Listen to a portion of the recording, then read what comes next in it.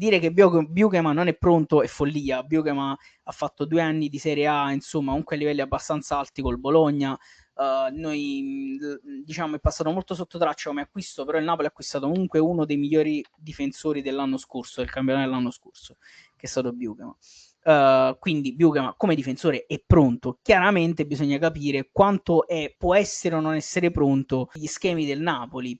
Però dovervi dire che giocheremo a Firenze con Buongiorno, Juan Jesus, entrambi mancini, io penso che la coppia difensiva sarà Buchema Buongiorno, che tra l'altro mi diceva Salvio probabilmente a lungo andare potrebbe diventare, almeno al momento, il futuro del Napoli, perché Rachmani, che io spero rientri presto e si rimetta a fare quello che ha fatto fino ad ora, comunque ha passato i 30 anni. Chiaramente stiamo parlando di un ragazzo che, diciamo, insomma, non è più giovanissimo, mentre Buongiorno comunque sta più o meno nel pieno, mi pare a 25-26 anni, non vorrei sbagliare, forse massimo 26, 27. Ok. 26. E Buchema è anche più giovane, quindi, o comunque più o meno la stessa età, quindi sono due giocatori che chiaramente hanno un'età diversa.